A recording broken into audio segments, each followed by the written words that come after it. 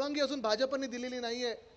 एवढी भीती भाजपच्या मनात आहे, एवढी भीती खोके सरकारच्या मनात आहे, एवढी भीती अलिबाबा और 40 चोरच्या मनात आहे. कारण त्यांना निवडणुकीला सामोरी जायच्या आधी पहिलं 15 लाखापासून ज्यांनी सुरुवात केली होती, आता 1500 बद्दल बोलत आहेत. ते 1500 महिलांना देण्याचे आहेत. म्हणजे तुम्ही विचार करा, आमदारांना 50 खोके आणि महिलांना 1500.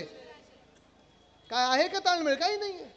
पण 15 लाखापासून सुरुवात केली होती 2014 मध्ये, 2024 मध्ये 1500 बद्दल बोलायला लागलेले आहेत.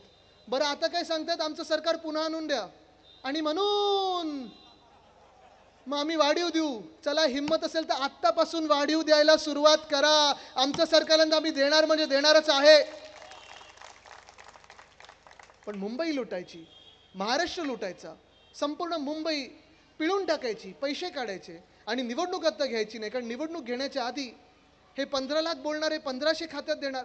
निवडणूक घेण्याच्या आधी आपल्या समाजामध्ये धर्मामध्ये वाद निर्माण करणार, हिंदू मुस्लिममध्ये वाद निर्माण करणार, दंगल लावणार, आपल्या जातींमध्ये वाद निर्माण करणार. म्हणजे हिंदू मुस्लिम भांडतात, मराठीमध्ये भांडतात, बिल्डिंगमध्ये भांडतात, शेजारमध्ये भांडतात, चाळींमध्ये भांडतात. हे सगळं भांडण निर्माण करून वाद निर्माण करून भाजपला जे जिंकण्याचा प्रयत्न आहे भाजपचा, मी आज तुम्हाला लिहून देतोय किती भांडण